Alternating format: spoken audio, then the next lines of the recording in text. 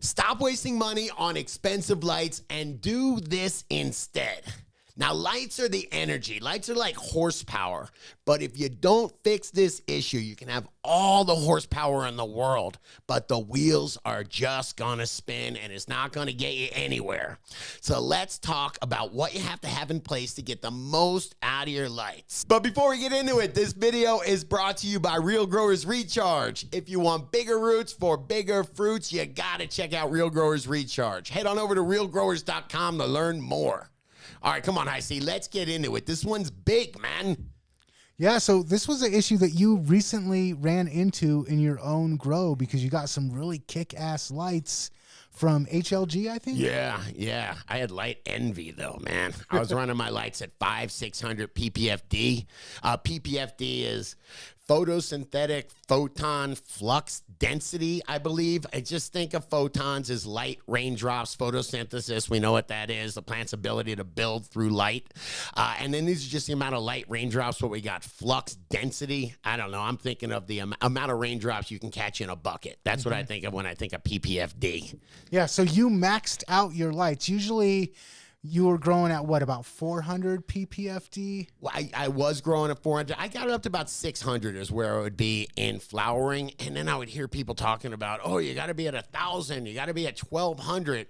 And I would scratch my head and be like, I'm doing pretty good at 600 here. But what they were saying kind of makes sense because you repeat all the time, lights are the energy. Lights are the energy, but what's the food? Carbon is the macronutrient. I repeat that a lot as well. CO2, carbon, and an oxygen, right? It's got one carbon, two oxygens. So we need that light energy, or the idea is we take that light energy and we rip off that carbon, that macronutrient, and then we make plant material with that carbon. Yeah, so you were explaining it to me like light is a bunch of little people going out there and grabbing a bunch of food. And they're harvesting. Yeah, that's all your folks that are harvesting. And don't we have, do me a favor, click that. There's a really powerful, what would you call this? Chart? All right, infographic, I was going to say. But this is from the Photon app. And by the way, if you are looking to measure your PPFD and measure your light, man, this is free. It works on your phone. Photon app into your phone. But very interesting here. Can we get into this specifically? Yeah. So on the bottom, it's listing how much PPFD, so how much light you're using. So this bottom chart right here, this is light. So 400, 600 PPFD. That's right where I'm at. 800, 1,000. That's where I got the light envy right over there. Well, take a look. Let's just hang out on this 400 right here. Let's just only concentrate on this. So this is 400 PPFD of light. So we've got the same amount of light. Why are there these three different bars right here? Well, the lightest one is if you just have no CO2 whatsoever. Not no CO2, but like ambient CO2. No additional CO2 whatsoever. Okay. So ambient. And then this is reactive photosynthesis is what this basically is. This is like your plant's potential right here.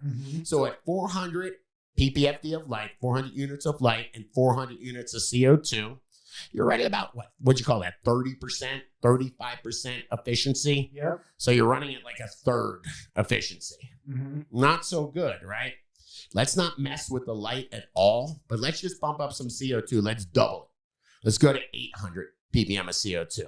And you're at like 40 something, almost 45% efficiency. So same amount of light, just extra CO2, and you get a big bump. Yeah, well, now let's go with the biggest bump. Same amount of light, let's go with 1,400 ppm of CO2. You're giving it all the CO2. All those workers are going out to pick, and they're coming back with bushels full of nutrients. Of CO2. Yeah, you're at about 72, 73% overall efficiency there. So same amount of light, but increasing the CO2 makes a huge difference.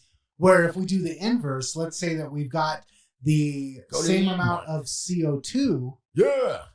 So we've got 400 ppm of CO2, and that's the lightest bar. And let's look at all 4 different versions of light. Do me a favor. Just go right to the 1,000. We're spending the most amount of money. Give me the biggest lights you got. I got 1,000 PPFD, 1,000 units of light going out there. Well, if I have no CO2, just do me a favor and look at that first one. There's almost no increase There's at all. no gain at all. You're at 1,000 ppfd and still getting 32% photosynthetic, maximum photosynthesis. That's because you can send 1,000 people out there with bushels to go and grab, the harvest. But If there's only 400 pieces of fruit out there, good luck, man.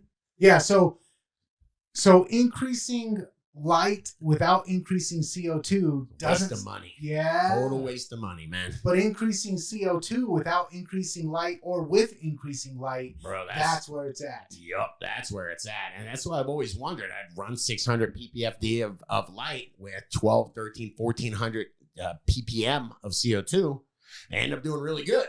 Okay, so I think the takeaway here is if you're going to spend a lot of money on really good lights, make sure that you're matching it up with the right amount of CO2. Yes, or for me, the takeaway is maybe you don't have to spend so much money on really expensive lights to get you to 1,000 ppfd. You can have less lights, run 400 or 600 ppfd, and get great results by spending a little bit more on CO2. Okay, I love it. Oh, I love it too, man. All right, I'm a better grower now. I've dialed my lights down, and I'm getting great results. Instead of trying to hit that, I burnt my plants last year with 1,000 ppfd trying to get up there. Just hang out at 600. Everybody's happy, and everybody's growing big fat butts. But what about you? Do you take your CO2 into consideration while you're picking out your grow lights?